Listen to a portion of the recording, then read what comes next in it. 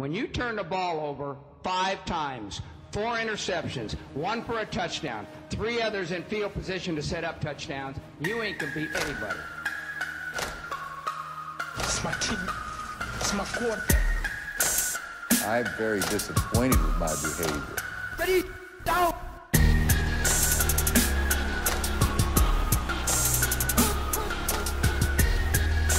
You're listening to the Between the Whistles podcast. I am Coach Mac. With me today, and as always, is Coach Bobby and Coach Josh. Say hi, guys. What's going on? So, we're back. It's season 2. So we took some time off. We were okay with a little time off, and then a little time off turned into a lot of time off, but we were more focused on getting our audio problems fixed, and then, seasons took over, and so now we're in the off season, and we're raring to go with season 2 of the Between the Whistles podcast. So we wanted to start with a topic that grinds our gears, but I think is going to be a hot button with quite a few coaches, and maybe strike a nerve with a couple others too. And that is the priorities of certain players versus the priorities of the team. And the description that I wrote down here that the guys and I were just talking about was the player wants versus the team needs. Now, so for context, and this is the example we'll give, players are often asking you for things, and whether they're willing to give back is really depends to be seen here. But we're talking about. And my favorite example, obviously, because I'm the line coach, is O-line is the best example. Yeah, every kid that plays O-line at some point in their life doesn't want to play O-line, wants to play something else. So we find that we're begging kids to play O-line when what they want is really usually something different. Every O-lineman wants to be a D-lineman, and every O-lineman wants to be a tight end, or so on and so forth. So how often Bobby, are we seeing kids' wants overtaking what the team needs are? I wouldn't say it's an all the time kind of thing, or weekly, monthly, but it does pop up. I mean, we get guys coming in now throughout the off season looking at putting that bug in our ear for a position change come the fall. And even when we're out now recruiting guys at junior highs, they're already kind of getting that bug into what position they want to play, as opposed to, where we think you may be most suited for our team. So it does pop up, and it's something that I think you just deal with as it goes. Yeah, and those guys are the same guys who probably aren't coming out to do anything with the team in the off season either, right? Like, not coming out to lift. Not coming out to team functions, getting together, putting in the extra work, even reaching out and learning about that position that they want to play. Yeah. Right? So what's a good example of something that, or a position that most players are begging us to play? I mean, obviously, I gave the example of O-line, and no one ever wants to play O-line, but DBs want to be a receiver. Everyone wants, it's the glory positions, right? Everyone wants those glory spots, right? Everyone wants to catch a ball, touch a ball. Yeah. Or hit a quarterback. Yeah. But, tight end, if you're running that kind of package, or, the kids will even ask you, hey, are we running a tight end?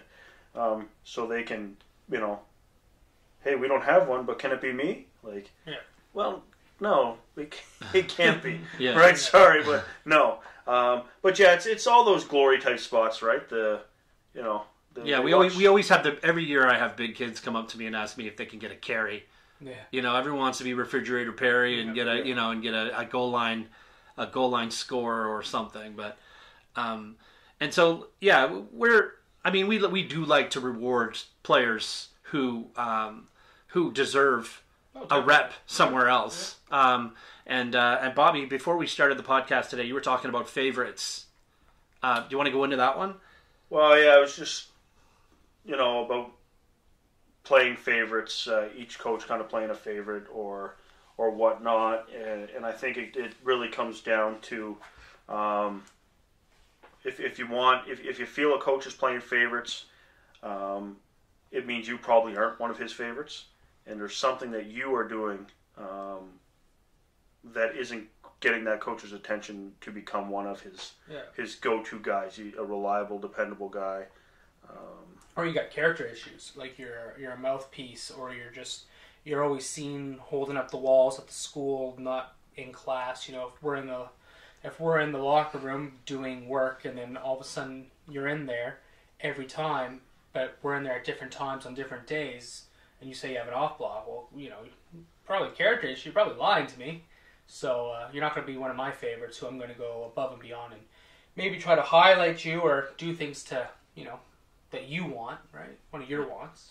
Yeah, as a line coach, if I'm looking for a D lineman, you know, an O lineman to fill in at D line, I'm not going to grab the kid who is in my ear all year about playing D line, but then doesn't come to the lifts and doesn't do any of the stuff like you said, Josh. Doesn't really participate and isn't like, you know, like you said, Bobby, one of my favorites. And there's a reason why they're one of my favorites is because, you know, the guys that I turn and look to are usually right there on my hip pocket because they're the guys who are willing to do whatever I ask them to do. Yeah. And they just came off the field from playing offensive line, didn't complain about it all year, and are ready to run back onto the field if I need a jumbo package lineman, you know, on D-line for a goal line stand or something. I'm going to send in my hoss that doesn't complain all year. Yeah, and you know what? A lot of the times, like those guys who are asking to play another position or looking for things like, oh, can I do kick return or whatnot, or can I kick? That's another one. They can't do it. Like, we probably tested them at an earlier time without them really realizing it, and they failed miserably. And now that they see some glory in that, they want to come and get it themselves. But we've already kind of made that decision, like, no, your name's scratched off. You're not suited for this. And, I mean, I don't know if these kids are coming with any sort of, you know, thought or like they're being malicious in what they're trying to do. And I think they're genuinely coming to ask for maybe a position change or an opportunity somewhere else because they think they can help the team. Although they're not seeing the bigger picture, they're kind of just seeing what they can do. And that's how I kind of look at it. I don't look at it as like, oh, you think we're weak there and you're going to be better. I think it's them looking at, I think I can help there. Yeah, I think a lot of the times it's, to piggyback off what you said, it's they see something that they want to do. It's not necessarily that they think the team's weak there. Just I know some famous defensive linemen or famous receivers, and I want to be that guy. You know, like I see that they get the show and they get the talk, and I want that. Where offensive line, I mean, we all know that it's not the most glorious position, even though if you know football, you know it's probably the most important. So, but they don't see that. But we don't. But we generally don't hear the sidelines erupt when an offensive lineman makes a really textbook block, unless it's an open field, you know, pancake. Unless it's film study. Exactly. And you know, so I think when you're on the sidelines and people are going ooh because a D lineman sticks a kid in the gap, you know, I think that, you know, the glory of that, or better still, he chases down the quarterback or something, you know, like that's the glory positions, as you put it, Josh. Yeah.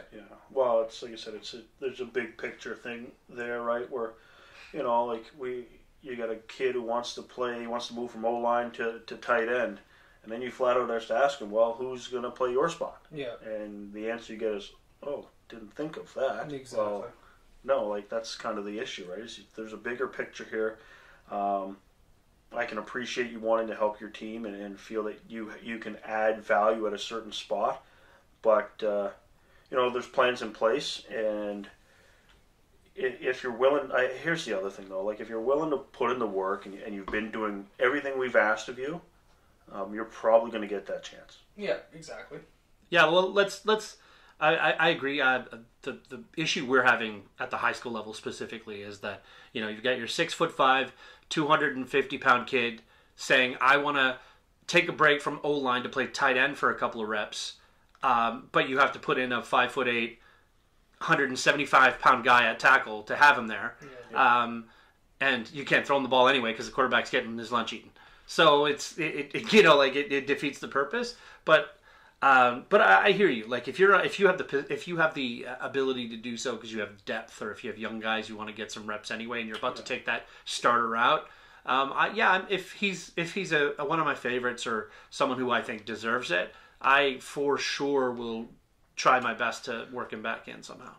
Like D-line, like D-line. Well, D-line, I think D-line's a natural progression where you sell it to them and say, like, listen, you've been busting your hump here all off season with us, and yeah, you are our guard or our tackle or whatever, but we are going to be looking at trying to get you some reps here at D-line because of what you've done, and if you can stay that course.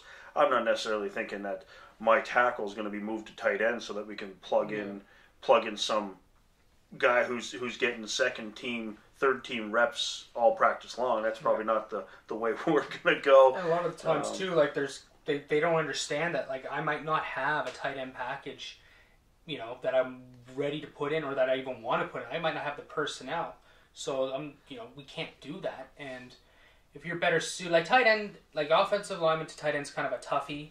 But I think like a good example is if a DB wants to play receiver and they put in the work and, they never mouth off, they come to practice and whatnot, we'll give them a chance to rep receiver in practice. And maybe if we need depth, like we need to put a guy outside and he can run, we'll put you out there. But you have to be able to run your routes.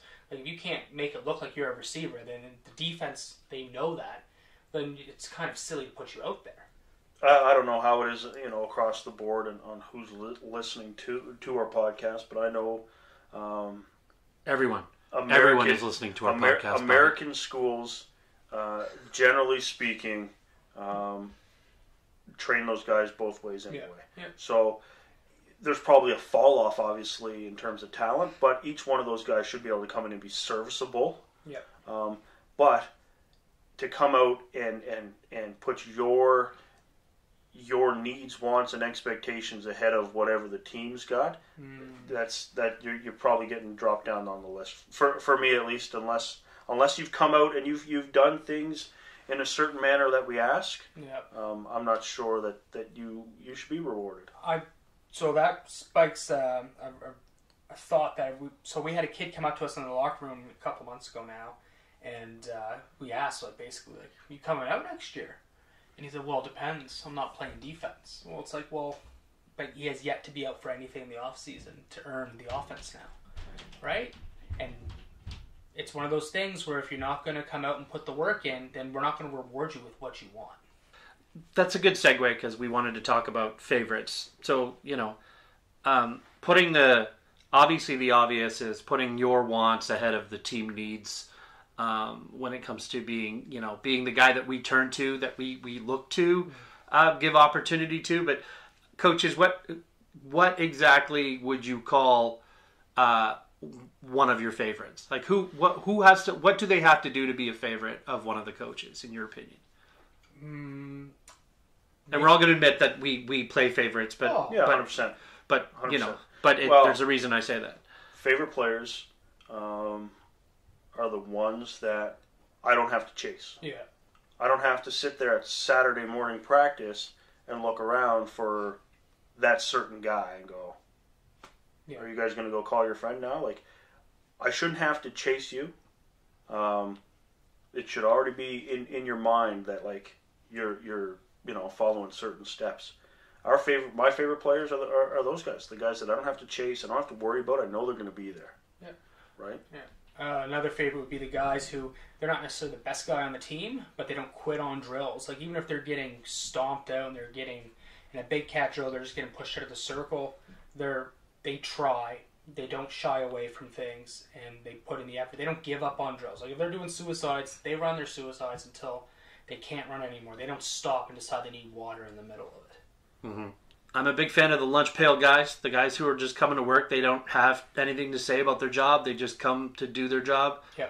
They're happy to be on a football field. They're happy. They understand the role that they have to play, even if it's an offensive lineman, even if it's, filling in on, even if they don't want to play defensive line and they're asked to fill in on defensive line. Yeah. Or the defensive linemen who are starting defensive linemen who will look at you on the sideline as you're looking at injury, depth charts and injuries and trying to figure out who you're going to put in. D linemen who play D line, who will come to you and say, "Do you need an offensive lineman? I can fill in." Those are the guys.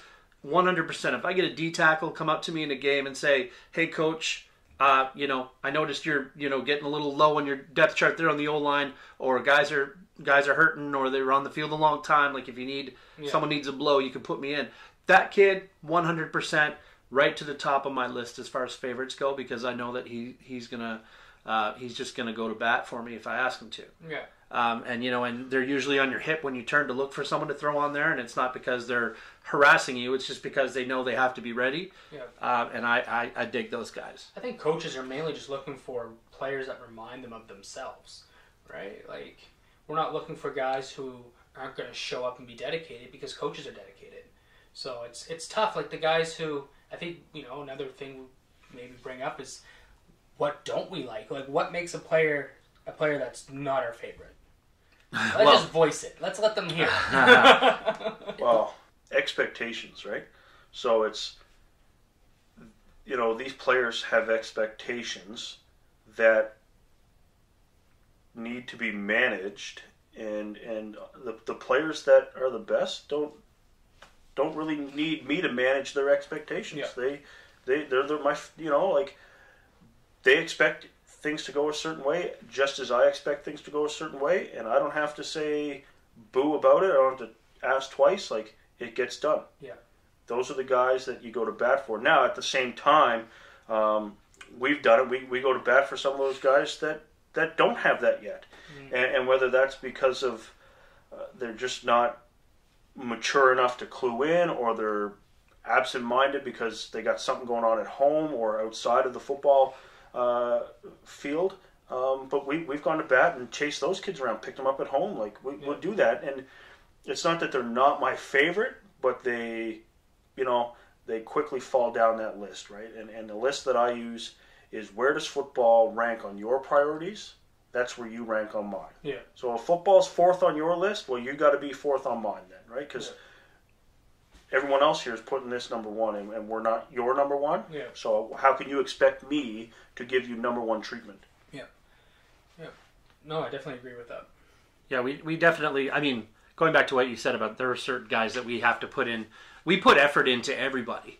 I mean, even the guys who may not necessarily deserve the effort, we put effort into those guys. It's just they're not the guys that we're going to bend over backwards to accommodate their wants. They're just guys who we want. We don't want them to fall by the wayside. We don't want them to fall out of football. Or worse still, the kids who have a lot of environmental issues going on in their lives, like stuff going on at home, stuff going on outside of school, even just stuff going on with other sports. You don't want to add to a kid's complicate a kid's life if it's already complicated. But at the same time, it doesn't mean you're gonna you're gonna work hard to keep a kid in football, but that doesn't mean you're gonna bend over backwards and let him play whatever he wants and walk all over us or whatever. Like, it's we'll do what we'll do for every other kid, but we're not going to go and maybe draw up a new scheme for you if you're wearing thin on our patients all the time. Oh yeah, 100%. Like we I mean, my own which personal. we have done. Oh, of course, yeah, we have. Yeah, we have. And honestly, there's a tiny bit of hypocrisy there. Yeah. And I'm and we'll all admit it, because at some point they may not be our favorites, but there are some kids whose skill level is our favorites. It makes them like automatically eligible for accommodation, even when they're not maybe the best attitude wise or something like that. But I think we're looking at that from a team standpoint and saying, like,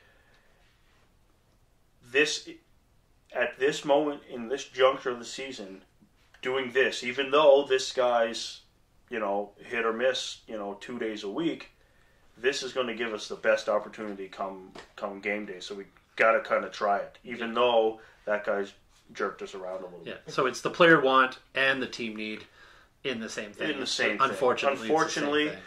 And I've said it once, said 1,000 times, certainly this past season, the players at our team, and I'm sure it's other teams that run low on numbers at times, they hold all the cards. Yeah.